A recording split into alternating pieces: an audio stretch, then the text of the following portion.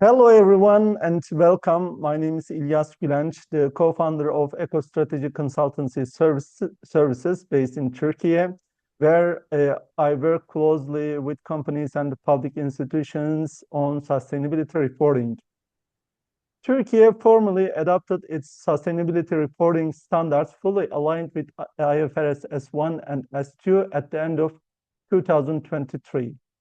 In 2024, approximately 600 companies published sustainability disclosures under this new framework.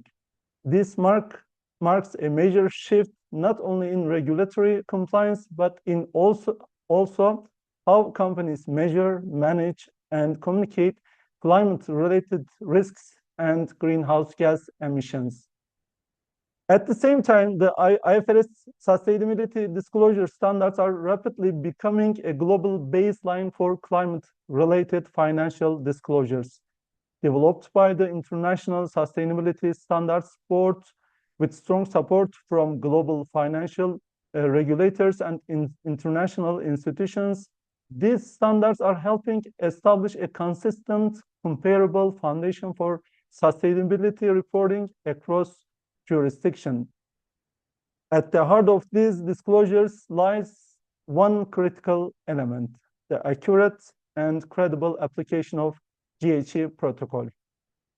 It's therefore a great honor to be joined by Dr. Michael Gillenwater. Michael is the co-founder and executive director of Greenhouse Gas Management Institution, one of the world's leading organizations dedicated to advancing greenhouse gas accounting and professionalizing the global carbon management workforce. He has worked on climate policy and greenhouse gas accounting for nearly 3 decades. He is lead author of multiple intergovernmental panel on climate change reports, contributing to the scientific foundation that was recognized with the Nobel Peace Prize. He also played a key role in developing the United States National Greenhouse Gas Inventory Program, contributed to the evolution of the GHG protocol itself, and has served as an expert and methodology advisor within the United Nations Climate Framework. His work has fundamentally shaped how governments, companies, and institutions around the world measure, report, and manage greenhouse gas emissions. Michael, thank you very much for joining me today. Thank you for the very kind introduction. Thank you very much. Michael, to begin with, I would like to start with the fundamental question. Based on your decades of experience in greenhouse gas accounting, what are the most common and critical mistakes companies make when applying the GHG Protocol Corporate Standard? Yeah, probably I would say, I mean, there's many of them. Obviously, a key one is just minor things of calculation errors, or it's funny, one of the most common mistakes is sort of a simple silly one we see just in the technical side of things. It's just like unit conversions, like not correctly converting from gallons to liters or liters to gallons, or something as simple as that. Is very common. But really, the bigger point is that oftentimes I think, especially in the corporate space, separate from kind of in a regulatory space, reporting gets treated as sort of reporting for reporting's sake. It's like, oh, we need to report because everyone else is reporting, and so we just report, to whatever the GRI or what or under some other program, CDP, and the work of sort of like why are we doing this, in terms of what are we trying to accomplish here, beyond just reporting because everyone else is reporting. What are we going to do with the data? Are we actually measuring the things that we really care about? And then what are we going to do with those measures? How is it going to inform our decision making? Those questions don't tend to get asked as much, and sort of, the way companies structure what kind of data they're collecting doesn't get influenced as much as it should be in terms of like how we really going to use this for our own purposes versus just like we need to fill out this form because this is the form that someone, CDP or whatever gave us, and so we're just going to fill it out. I would say that's probably, that sort of, again, having a purpose to it beyond just reporting for the reporting's sake. Okay, perfect. Um, we see also that problem in Turkey. After calculation the GHG emissions, I think there is a shortage of expertise to interpret these results. And then at that point, the conclusion of these efforts become meaningless.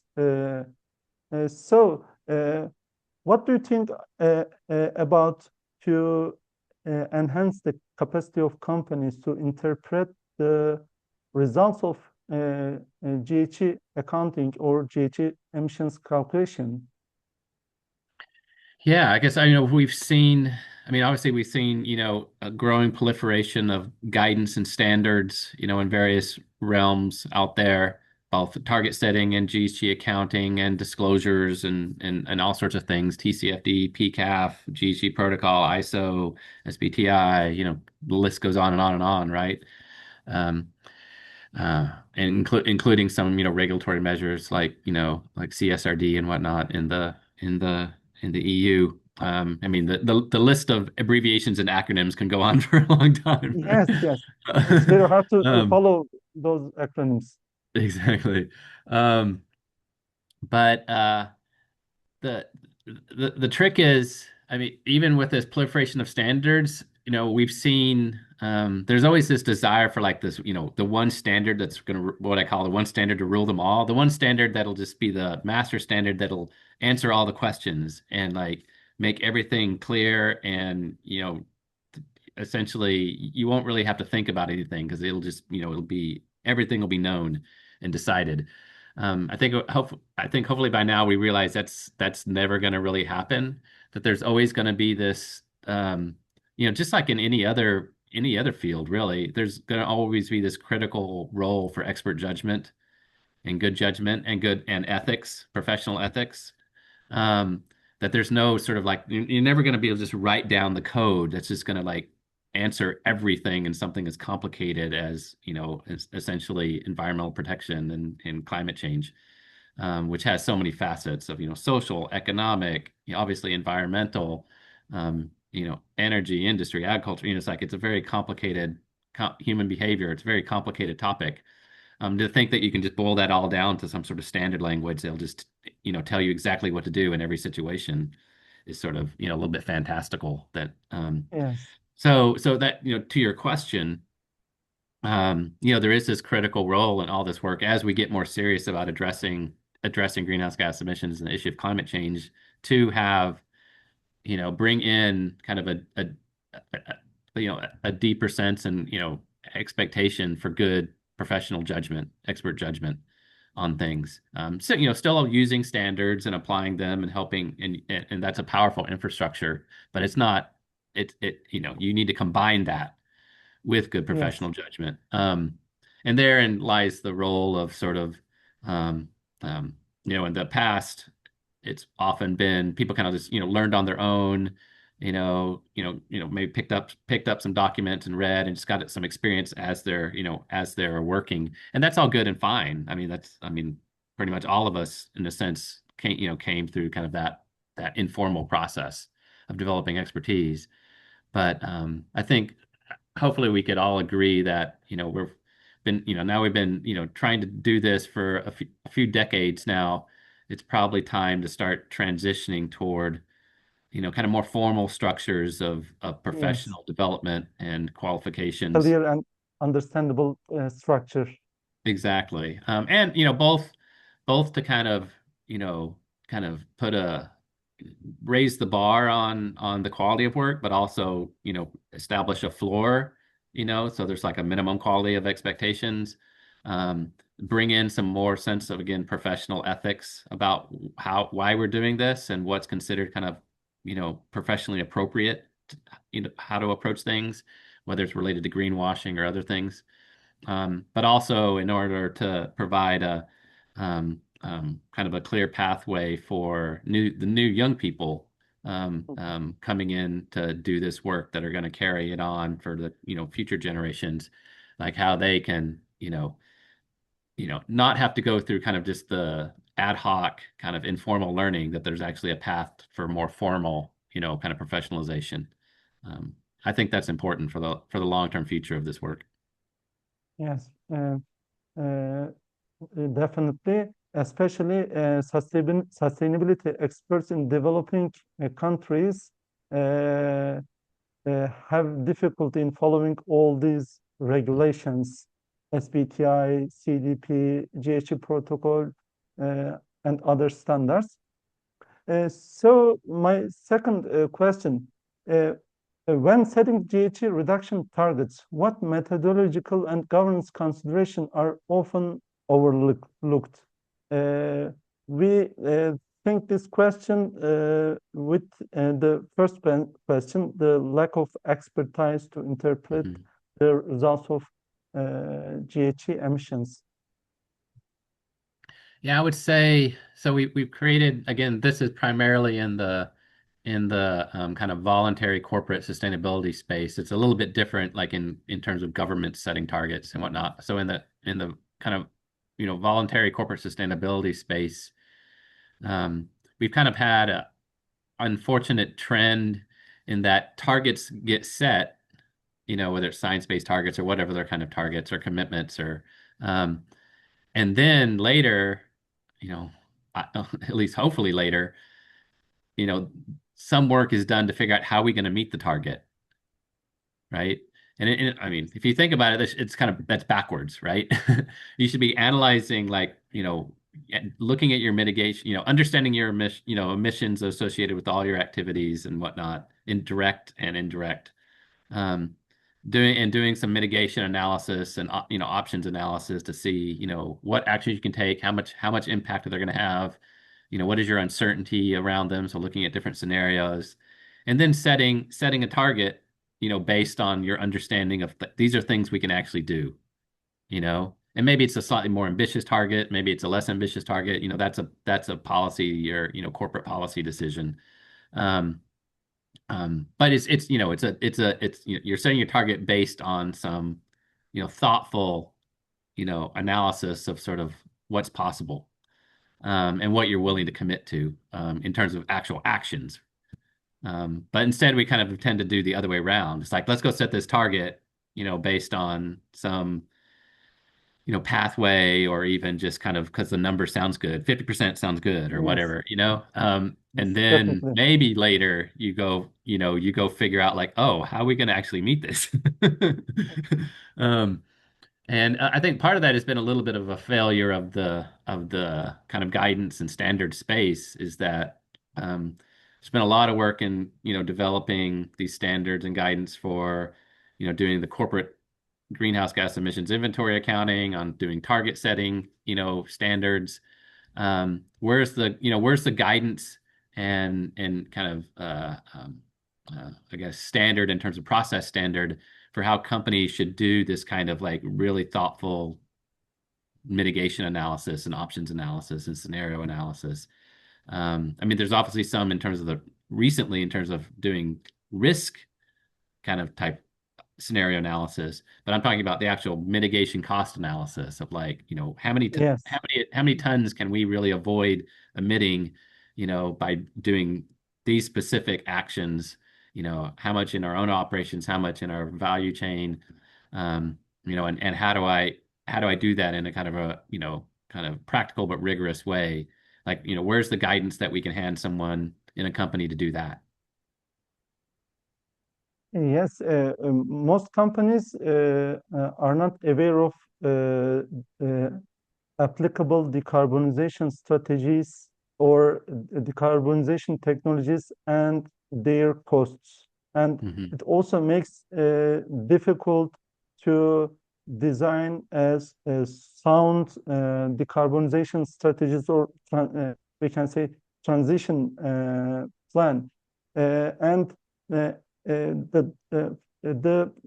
economic condition in developing countries may not be good, as in like in Turkey, then companies can be reluctant to bear the cost of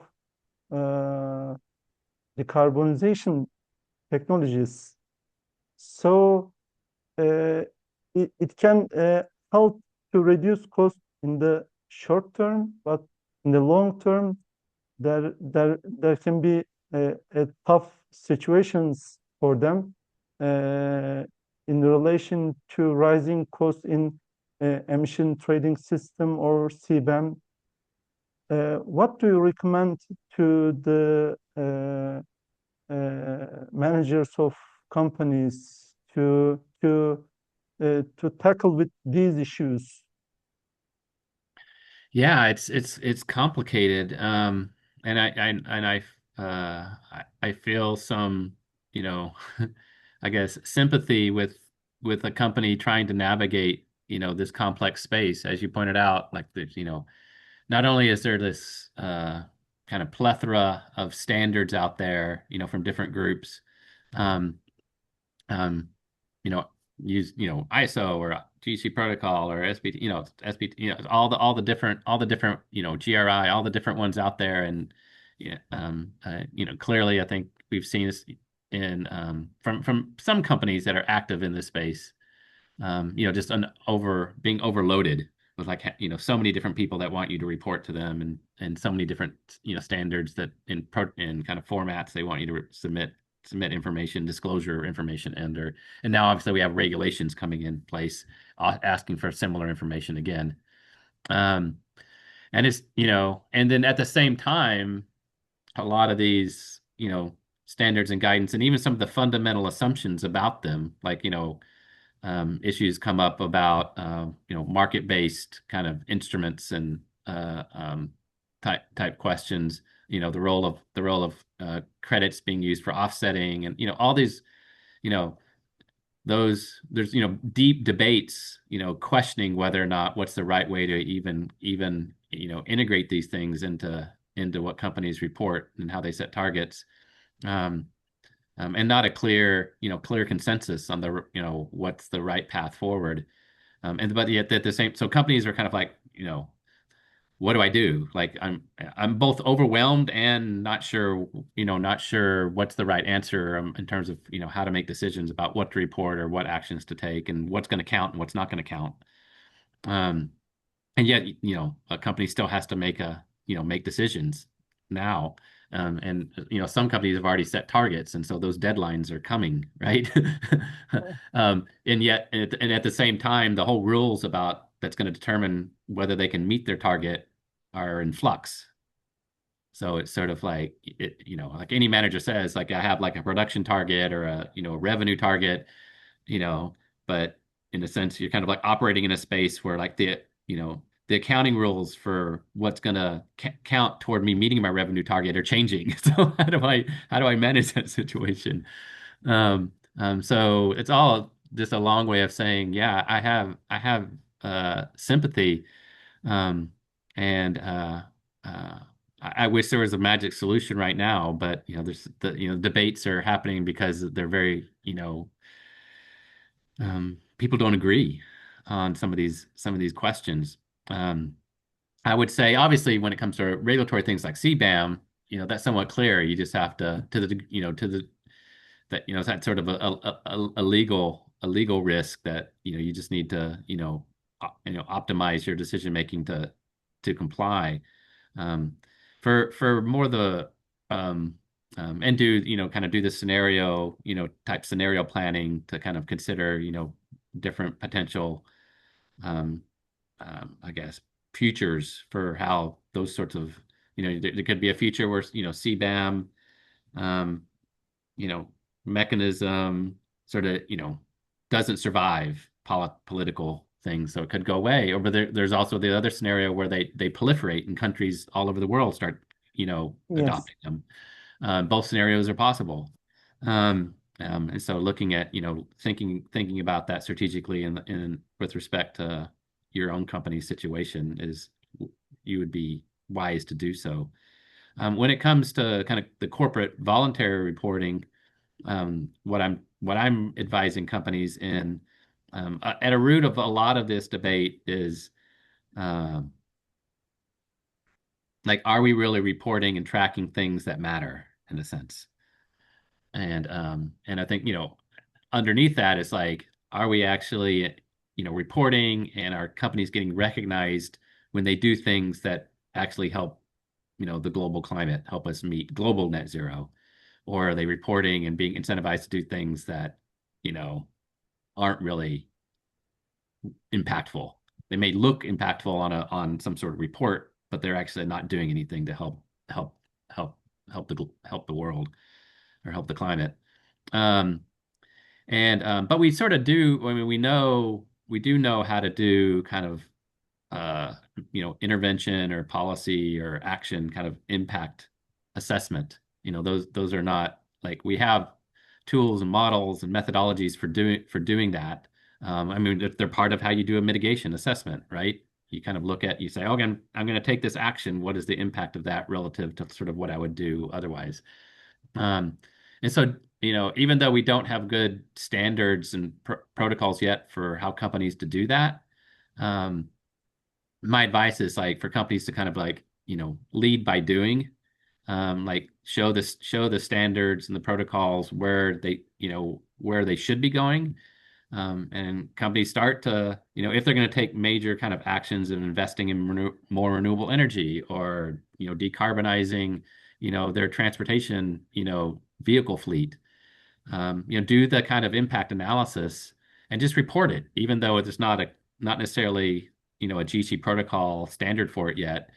Just like show your work, report it, and just say, this is what we think the right way or a good way to do things. And this is where we think the standard should be going in terms of give us guidance on how to do this better. We're doing it the best we know how right now, but you know, what we need is everyone to do it in a similar way so we can start comparing across companies. And then companies that are doing more can get recognized for doing more. Yes, we should focus on impact instead of reporting itself. It's a very critical point, I think. Uh, Other question, when it comes to building GHG accounting capacity, should companies primarily rely on external consultants, or should they invest in developing strong internal technical expertise? What is the right balance? Yeah. I mean, I would say maybe it's not there's no optimal balance for all companies, or not one optimal balance is the same for all companies. It's going to obviously vary by company to some degree. Like a big company, big, like, technology company, for example, is going to be in a very different situation than a small, or medium-sized enterprise. Um, but having said that, I feel pretty confident in saying the answer is not 100% relying on external consultants. Um, so an example being, as we do a fair amount of training for technical experts, on these topics.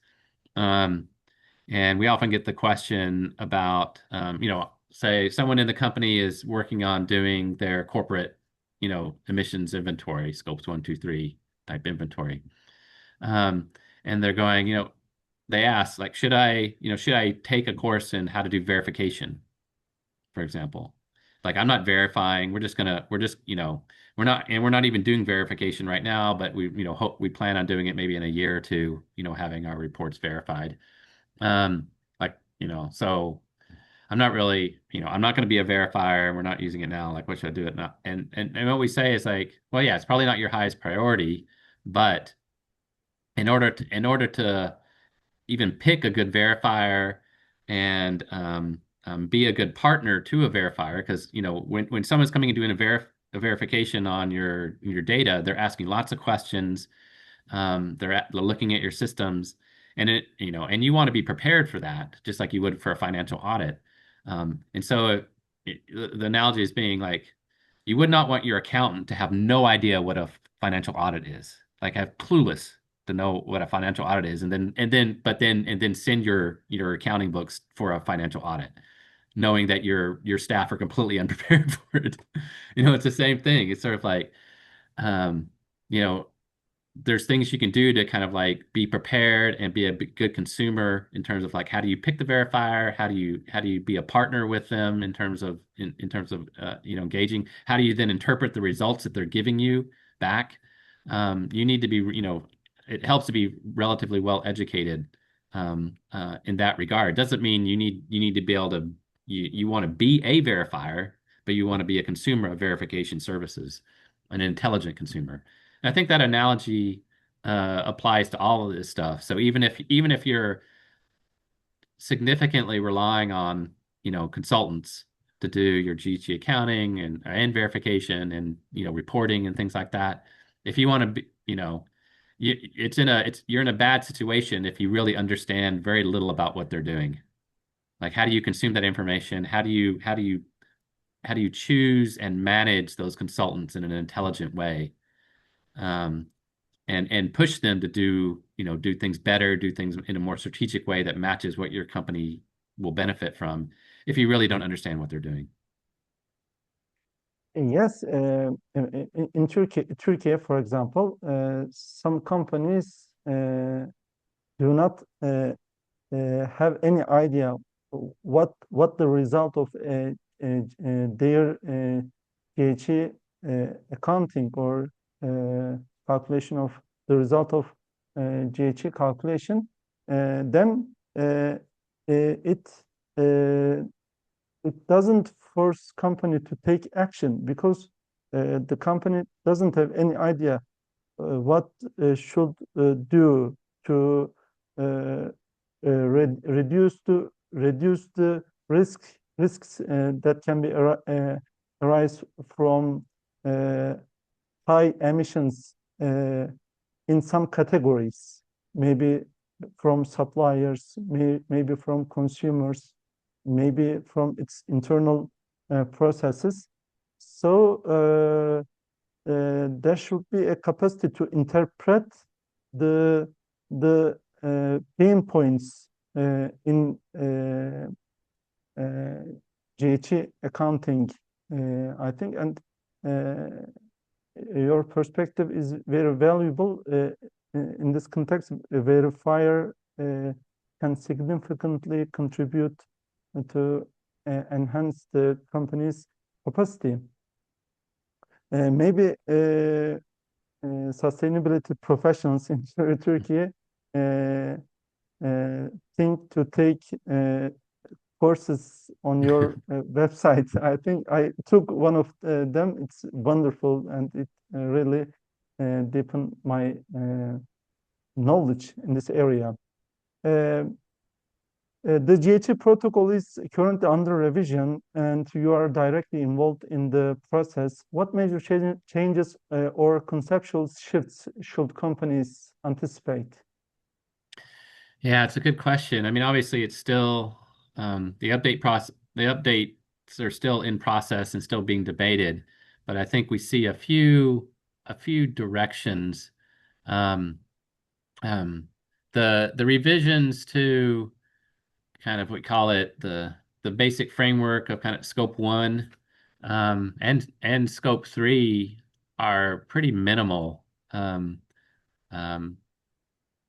in the case of scope 3, it's actually unfortunate their changes are quite probably going to be quite small in nature, because I think for those that have been engaged on doing this work probably are aware that there's scope 3 reporting is very complicated, Complicated, very yes. disputed, and um, yeah, there's just lots of problems there. But unfortunately, I think very few of those problems are getting addressed in the update.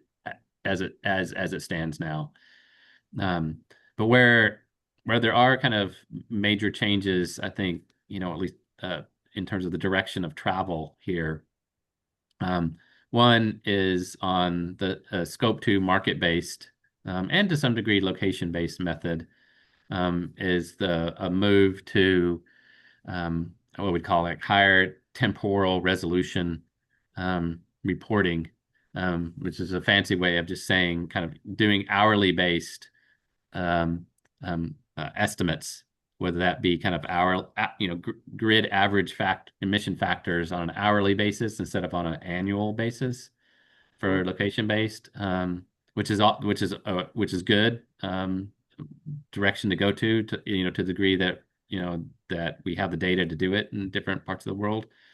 The bigger debate has been on market-based approaches, where there's been a highly disputed push to essentially creating a renewable energy certificate or guarantee of origin type certificate market that's for power purchase agreements, IREX certificates like that.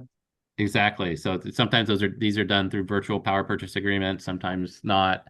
But the point being is like what we call like matching consumption to a certificate, but instead of just matching it in the year that the consumption happened, so you'd match a certificate from 2025 to electricity consumption happening in 2025.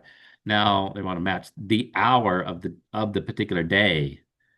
So a certificate from, whatever, 10 p.m. on February 28th, 2006 with a certificate, from that same hour, from a generation happening in that exact same hour. So it's obviously a much more complicated kind of environmental marketplace when you do that. And then every certificate in every hour has a different price, because there's different supply and demand dynamics for each hour. So that's one complicated direction of travel. Then the other one is what we're kind of labeling as a shift toward a multi-statement model of corporate reporting. So right now there's really just been sort of one statement, which is the corporate inventory, with the scopes 1, 2, and 3. And then there's been kind of like, again, this debate about market-based or location-based scope 2, but it was all still within in theory, one statement. And so now there's a expected shift toward there being multiple different statements, the inventory being one statement, and then potentially a more complex market-based statement that incorporates these kinds of certificates like we talked about before for power, but now for lots of different things, for like steel, for legal services, for everything. Essentially, you could match a certificate for anything in your inventory. So it's basically like a complicated kind of emissions trading system. And then some other statements potentially for what we'd call kind of consequential or impact statement, which is looking at the actions of corporate interventions. Oftentimes, people are used to already thinking about those in terms of credits or offsetting purposes. But so this is like a more broad kind of range of different kinds of interventions. So that would be a separate statement. And then maybe even another statement related to what we'd call other kinds of indicators. The classic example that is oftentimes used is, if you're an auto manufacturer, what fraction of your production of vehicles is electric versus internal combustion? So that would be an indicator of like, how quickly are you shifting away from fossil fuel based equipment. And so you can think of that, many other examples of different kinds of indicators you could use that aren't necessarily GHG accounting, but are still useful ways of measuring a company's transition away from greenhouse gas emitting activities. So it's more complicated sort of report instead of just this one inventory, now we have a range of different statements using different metrics that provide a richer range of information for disclosure, for target setting, for other things. Uh, how should companies prepare today to ensure compliance with future revision of GHG protocol and evolving global standards? What do you recommend to companies? Yeah, I'm not other than, staying informed of these things, listening to talks like this one. I would assume the most industries have industry association of some kind. Maybe you work in the steel industry and have a steel association. I mean, I know there's someone from, for example, the Japanese Steel Association that's active in this process. So, if your kind of industry association is not paying attention to this, encourage them to, because it's like Yes, it's too much for any one company typically to keep it is track it is of. another problem, I think, in most countries. Uh, uh, in the industry associations, sometimes do not pay enough attention to these issues. Yeah. Yes, Yeah. So encouraging them that this is important. Obviously, as we talked about, there's increasingly regulations coming as well. So hopefully that, will encourage them to start, tracking these things, and then they can, keep all their members informed of changes. Um, I mean, obviously, there's, here, if you want to get a little bit more technical, and my organization, the GHG Management Institute, we have like newsletters that go out to try and educate people on these things. yes, Taking a course. It doesn't, it could be from us, but there's also other courses out there. Or you can just it's very possible to kind of teach yourself if you're willing to spend the time to kind of read up on things. But learning the the the concepts and the language and the terminology. Obviously, we used a lot of acronyms and abbreviations here, so becoming familiar with those sorts of things um, um, is helpful. But yeah, it's complicated. Unfortunately, there's no sort of like, oh, just go to this one website and it'll tell you everything you need to know. It's like, unfortunately, we're not in that situation yet. yes. Sustainability professional should find a way to update themselves on this dynamic area, Yeah. I think. My last question, when using carbon credits or offsets to meet climate targets, what key risks, integrity concerns, or accounting pitfalls should companies be aware of? Yeah, obviously this has been a long running issue Debate, in the yes. in the space going way back about the credibility of making offsetting claims. And we've come a long way in terms of how would you say, addressing the environmental integrity issues uh around around around this. And it's probably we have I would say, in terms of educating yourself, we have at the GHG Management Institute, we have a resource. It's called offsetguide.org, just a website. But it's a learning resource. It's specifically targeted for, and it's all, free access, open access. It's targeted for companies that are trying to decide, one, should they purchase offsets, and if they're going to purchase, and then going through kind of like trying to understand like why and think about it strategically. Um, and then two, if you are going to purchase them, like how do you do that in an intelligent way and in a risk management way, so you don't get in a situation where you buy some credits and then regret it later because whatever reason you find out that they're not good, or an article in a newspaper attacks you for greenwashing. Like Yes. those are real reputational risks. And so how do you manage those risks? And so this is a resource to kind of basically help companies manage those risks and kind of make lower risk decisions. Again, offsetguide.org. So I would encourage, that would be one place to start, to kind of help you make those decisions. And then, underneath that, there's a growing amount of resources out there, in terms of there's what we call kind of credit rating services now that are like looking at the projects that issue credits and like giving them sort of like bond ratings, in terms of quality, double A, triple A, B, C, D. So you Mhm, can help, try and use that to help guide you. There's also some additional layers of governance that have now come into the offsetting credit market. mm, We call the ICVCM, which is just essentially an organization that sits on top of the credit issuing bodies, um, mhm, and provides some oversight, quality oversight, and kind of approves their systems in terms of and their methodologies to make sure they meet minimum standards.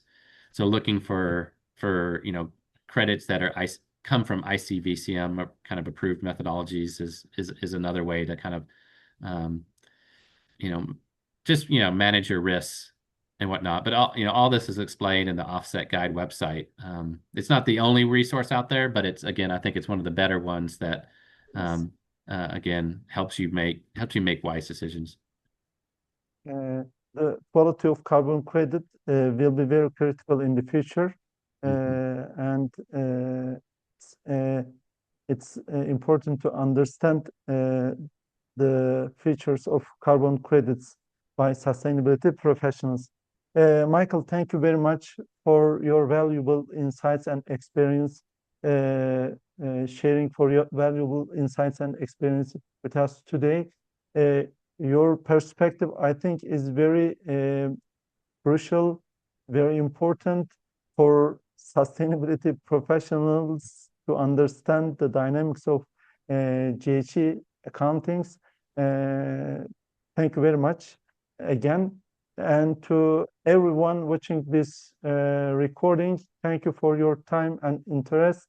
Thank you and goodbye. Thank you.